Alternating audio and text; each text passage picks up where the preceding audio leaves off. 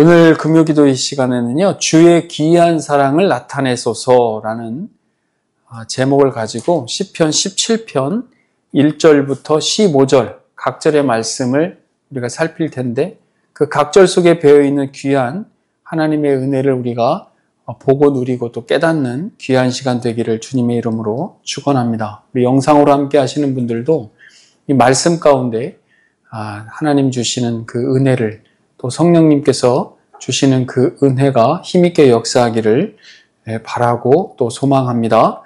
1절, 2절 같이 보겠습니다. 여호와여 의의 호소를 들으소서, 나의 울부짖음에 주의하소서.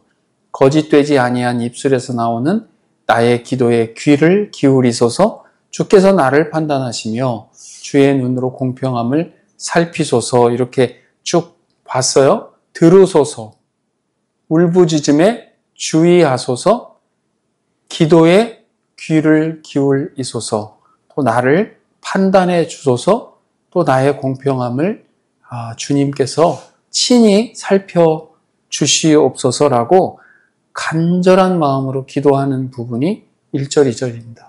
우리가 살아가다 보면 간절한 순간들이 있죠. 간절함이 있어요. 그 간절함을 우리가 어떻게 반응하는가, 우리 시편 기자는 정확하게 우리에게 알려줍니다. 주님 앞에 호소하고, 주님 앞에 부르짖고, 주님 앞에 기도 제목으로 내어 놓으면서 하나님 도와주십시오, 살펴주십시오, 하나님께서 판단해 주십시오. 여기에 보면 거짓되지 아니한 입술에서 나오는 나의 기도, 이렇게 하니까 이 사람은, 이 시편 기자는 그러면 죄가 전혀 없는 사람인가? 우리가 그렇게 보면 안 되고요. 이 어떤 특정 사안이 있는 것 같아요. 어떠한 문제, 지금 뭔가 딱 걸려있는 부분이 있는데, 거기에서 본인이 지금 나는 거기에서 잘못이 없다, 그 부분에 있어서 하나님 보시기에도 살펴보실 만큼 그거는 정확하게 한 것이다라고. 그러나 지금 이렇게 간절함, 또 억울한 심정, 마음 안에 정말 해결되지 않는 그 안타까움을 하나님 앞에 부르짖을 만큼 지금 어떠한 무엇인가가 있는 거죠. 3절에 보니까 주께서 내 마음을 시험하시고 밤에 내게 오시어서 나를 감찰하셨으나 흠을 찾지 못하셨사오니 내가 결심하고 입으로 범죄하지 아니하리이다 라고 이야기합니다. 여기 시험했다라고 하는 표현을 우리가 두 가지로 볼 수가 있죠. 정말 유혹하고 넘어뜨리게 하려고 하는 그러한 시험의 종류가 하나 있고요. 하나는 연단하는 시험이 있어요. 훈련하는 시험이 있어요. 여기선 당연히 두 번째죠. 하나님께서 우리를 넘어뜨리거나 유혹시키는 게 아니잖아요.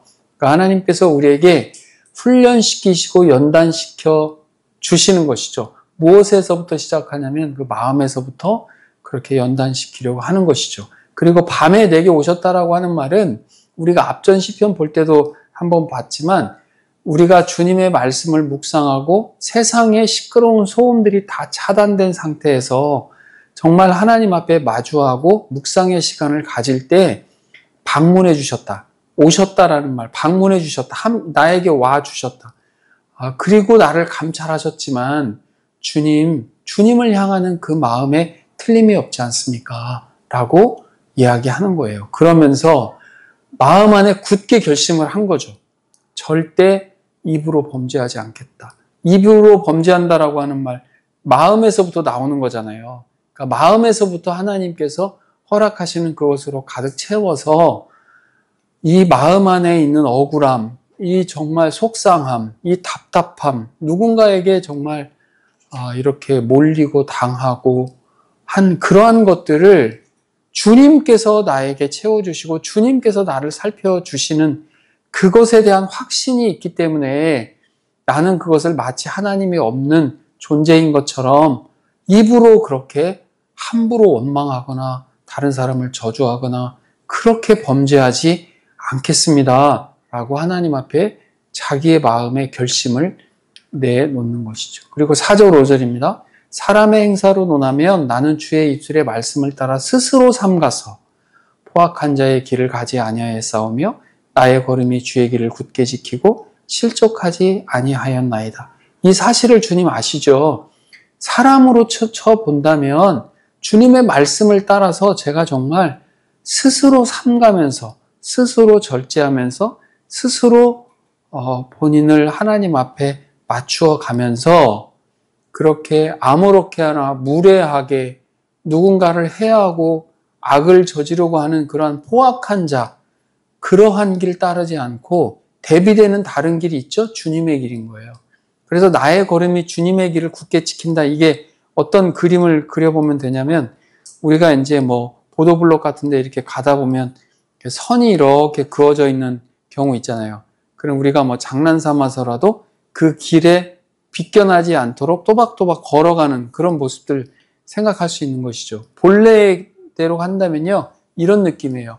마차가 지나간 그 발자취, 마차 바퀴에 그 자취를 밟고 가듯이 라는 의미가 담겨 있어요. 그러니까 주님의 말씀을 어긋나지 않고 비켜나지 않고 그 말씀을 굳게 지켜나가서 실족하지 않겠다. 넘어지지 않겠다. 어떠한 조금 더 우리가 생각해 보면 우리를 방해하고 장애물처럼 해놓은 것에 걸려 넘어지지 않겠다라고 하는 의미가 있습니다. 이 실족하지 않겠다라고 하는 의미는 스캔들이라는 거 아시죠? 스캔들이라고 지금은 그냥 통상적으로 사용하고 있는 그 스캔들이라는 말이 이렇게 걸려 넘어지도록 둔 장애물 같은 그런 것들에서 나온 단어거든요. 그러니까 그렇게 실족하지 않겠다. 주의 길을 굳게 지키면 실족할 일이 없으니까 그렇게 다짐을 다시 한번 해보는 것이죠. 그리고 6절, 7절에 보니까 하나님이여 내게 응답하시겠으므로 이 뭐에 확신이 있죠? 내가 불렀사오니 내게 귀를 기울여 내 말을 들으소서. 죽게 피하는 자들을 그 일어나 치는 자들에게서 오른손으로 구원하시는 주여 주의 기이한 사랑을 나타내소서. 자, 이제 등장했어요.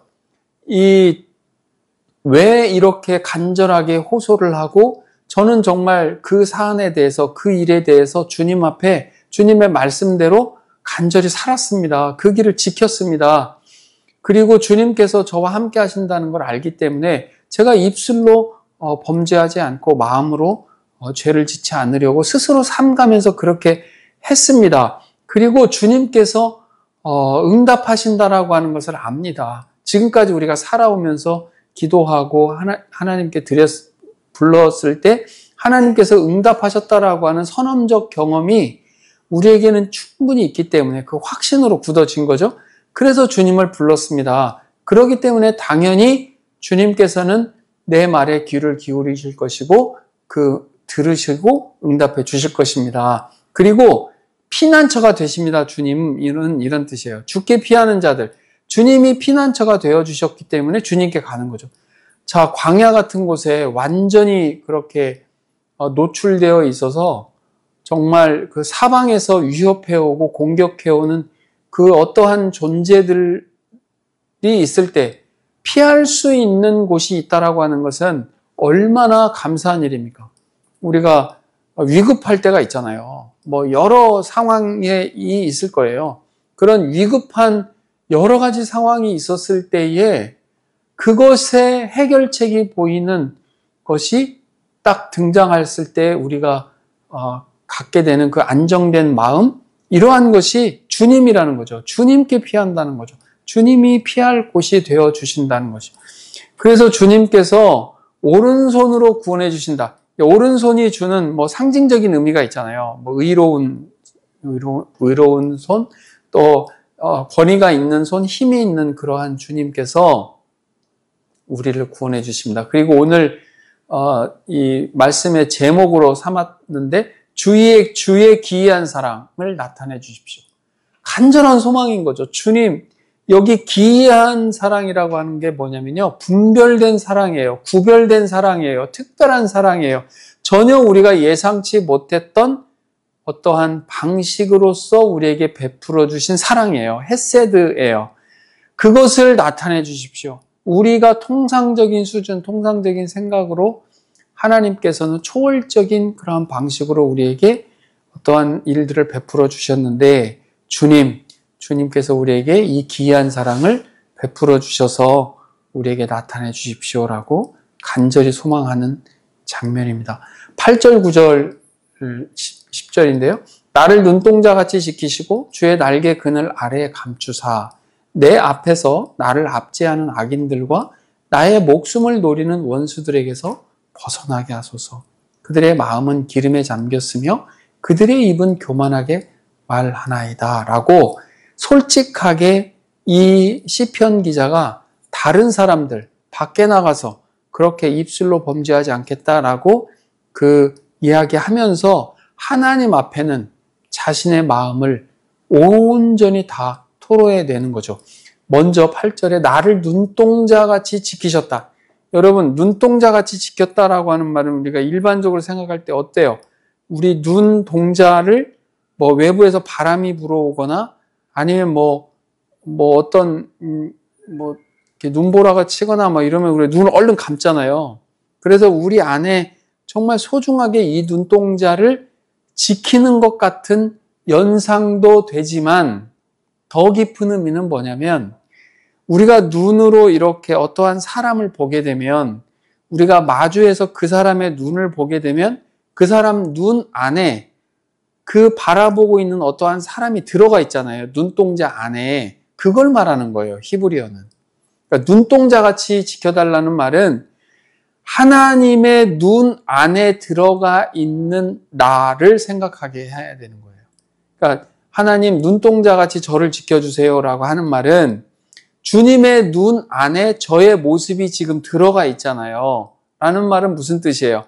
우리가 어린 아이를 어머니가 계속 쳐다보면 어머니의 눈동자 안에 지금 누가 들어가 있어요? 아이가 들어가 있겠죠. 얘가 어디로 가든 계속 바라보면서 그 눈동자 안에 그 어린 아이의 모습이 담기는 것처럼 지켜주십시오라는 뜻이에요. 이게.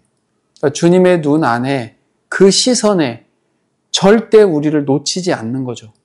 그런 차원에서 하나님께서 지켜주십시오라고 하는 것이 이 눈동자같이 지켜주십시오라고 하는 의미입니다. 주의 날개 그늘 아래 감추사. 주님이 날개가 있는 게 아니잖아요. 그런데 그렇게 이 포근한 날개 아래 이렇게 품어주는, 감춰주는 그것을 얘기를 하고 있죠. 그래서 지금 압제를 받고 있어요. 이 기자가, 시편을 쓴 이 기자가 압제를 받고 있는데 그게 누구냐면 악인들이에요. 그 악인들이 어떤 악을 행하려고 하냐면 죽이려고 그래요. 그래서 목숨을 노리는 그 악인들, 원수들, 그 존재들이 계속 있단 말이에요. 거기에서부터 주님 제발 저를 벗어나게 도와주십시오라고 얘기하는데 그들이 어떤 상태냐면요. 여기 기름을 비계덩어리라고 생각하면 돼요. 비계덩어리 안에 뭐가 푹 빠져 있어요. 그러면 외부와 이게 차단되겠죠. 그래서 그 마음 자체가 그런 어찌 보면 좀 비계덩어리 같이 아주 그냥 기름진 자신만이 어떤 자신만의 그 차단된 풍요로 그런 곳에 그냥 푹 잠겨 있는 상태이기 때문에 이게 정말 이렇게 소통이 된다거나 그런 일이 없는 거죠. 대화도 되지도 않고 그런 상태예요. 그들의 마음 자체가. 그래서 이게 닫혀 있는 거죠. 어떠한 말을 해도 자기의 생각, 머물러져 있는 그 생각 속에서 이미 굳어져 버리는, 그리고 그들의 입으로 표현하는 그 말 자체는 이미 다 교만합니다. 주님, 이런 상태에 있는 사람들이 지금 압제하고 있고 죽이려고 합니다. 그러니 주님의 눈동자 안에 있는 저를 주님께서 시선을 떼지 않고 저를 지켜주십시오. 그리고 주님의 품 안에서 저를 좀 감춰주십시오. 라고 의지할 자 주님밖에 없습니다. 라고 하는 간절함을 담고 있는 거죠. 그리고 11, 12절에 우리가 걸어가는 것, 우리의 하고자 하는 것, 그것을 그들이 에워싸서 보고 있어요. 이렇게 하려고 하면 이렇게 방해하고, 저렇게 하려고 하면 저렇게 넘어뜨리려고 하고, 이렇게 하면 이렇게 포위하려고 하는, 그렇게 하고 있는데 그렇게 하고 있는 그 사람들이 사자처럼 아주 맹수 같고 아주 힘이 강력한 그 사자처럼 아주 그 계획적으로 또 아주 은밀하게 그렇게 죽이려고 하고 압제하려고 합니다라고 표현하는 것이 11, 12절이죠. 13절에 이제 주님께서 일어나셔야 됩니다. 주님께서 일어나셔서 대항해 주셔야 됩니다. 그리고 그들을 넘어뜨려 주셔야 됩니다. 주님 외에 방법이 없습니다. 자기가 나서서 이 시편 기자가 할 수 있는 상황이 아니기 때문에 주님 앞에 의지하는 마음으로 간절하게 주님 앞에 지금 호소하고 있는 거죠. 그래서 주의 칼로 악인에게서 나의 영혼을 구원해달라.